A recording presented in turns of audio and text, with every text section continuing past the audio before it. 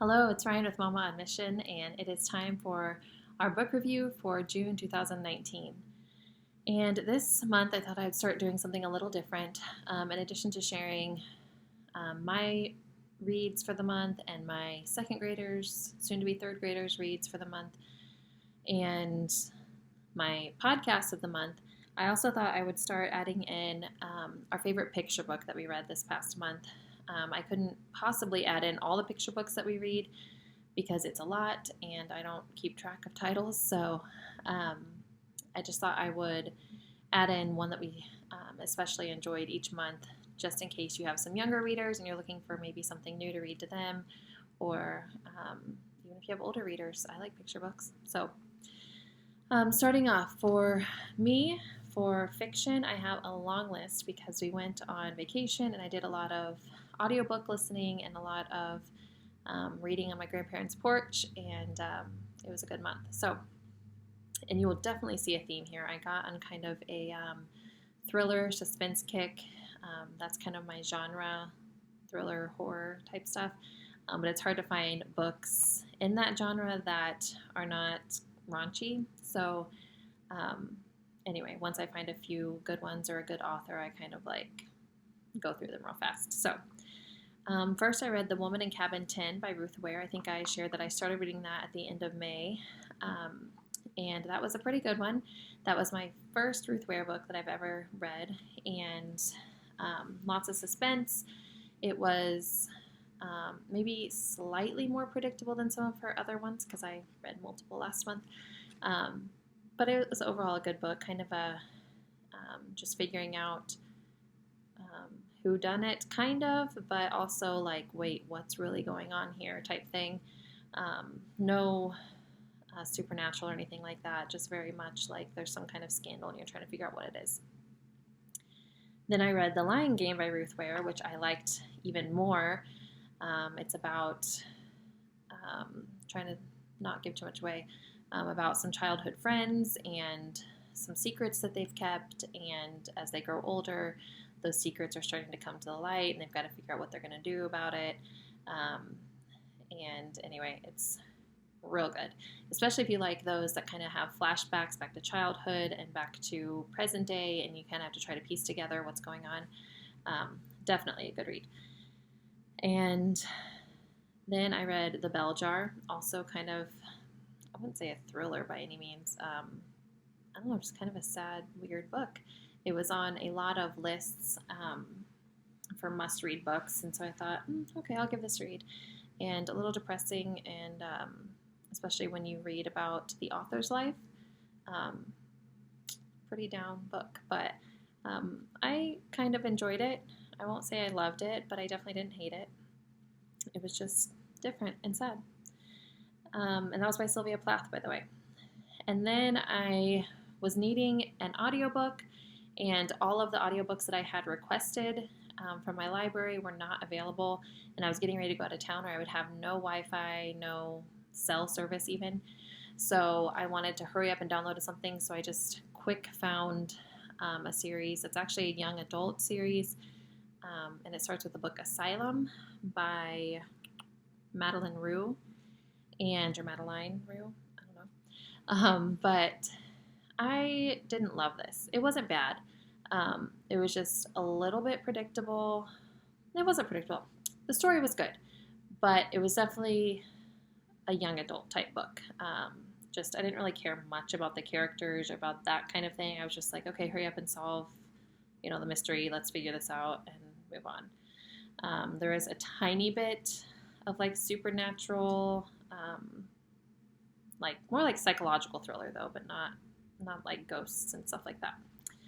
Anyway, it was fine. The story was good, but it was really young. And then I read The Death of Mrs Westaway, which is also a Ruth Ware book. And just so you know, the Ruth Ware books, for the genre that they're fairly clean, but there are some words in there. No real bad sexual stuff or anything like that, but there are words in there. Not super heavy, but just know that they're there if you're sensitive to that. And this one was actually my favorite. I think this is the one that she released last year, 2018. and it's very much kind of that someone doesn't know much about their past, and so they're piecing it together and figuring things out, and I like stories like that. And it leaves you guessing pretty much to the end. It took me, every time I thought I had it figured out, something else had happened. I'm like, oh wait, maybe it wasn't this person. And anyway, it's a really good story. So I highly recommend that one. That was my favorite of the 3 Ruth Wares that I read last month. And then I have started, but I'm still in the middle of Harry Potter and the Deathly Hallows. So this is the last of the Harry Potter series. And like every time that I've read one of these, I can't really say much because either you like Harry Potter or you don't. As far as in the series, this one kind of falls in the middle for me. It's definitely not my favorite, but it's definitely not my least favorite. It's toward the middle, kind of everything coming to a close. And there's parts of this one for some reason that annoy me. And I don't really know why, but there's parts of it that I'm just like, okay, hurry up, I don't care. And then I think it's like some of like the fighting between Ron and Hermione and Harry, and it just gets old to me. But anyway, other than that, I really like that one. And I also started, just barely, Caddy Woodlawn by Carol Ryrie Brink. It's also a young adult or youth classic. I've never read it before and wanted to give it a go. So I've just started that one. So I will have a full review on Harry Potter and the Deathly Hallows and Caddy Woodlawn next month. For nonfiction, I only have one book to share. And it's kind of frustrating. Like I said before, I went out of town. I was trying to quickly download some audiobooks before I lost service. And I got what I thought was Bonhoeffer by Eric Metaxas. But what I actually got was the student version, which is fine. But my kids and I started reading that actually last school year, or the school year before, and never finished it. So I was like, okay, I guess I can finish it. But I really wanted the adult full version.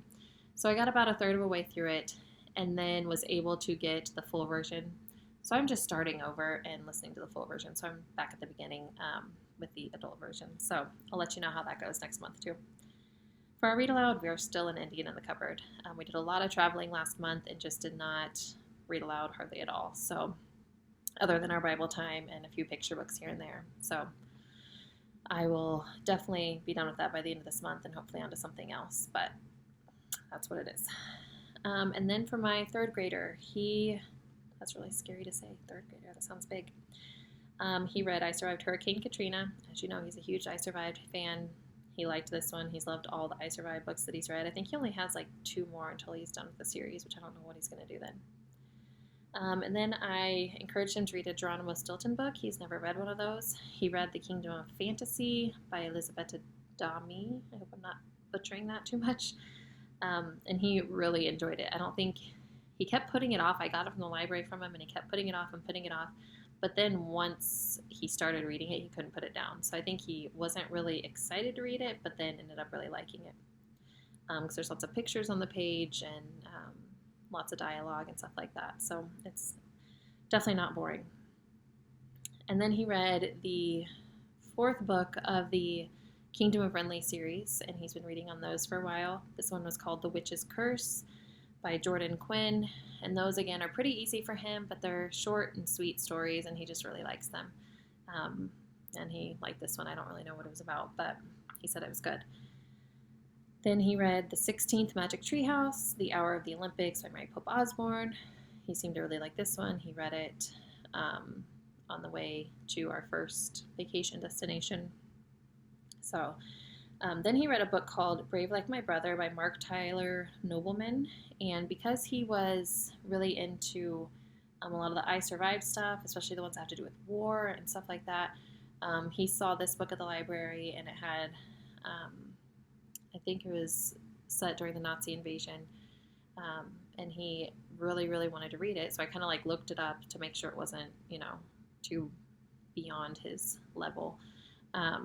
And it seemed okay, and it was about, I believe, an older and younger brother writing letters back and forth during the war, and from what I could tell, I think it was actually based on a true story. These weren't the actual letters, because some of the things, they took some liberties in adding like certain things that the older brother would write that you couldn't really write if you were in the military to someone else, because you would, if that got intercepted and all that.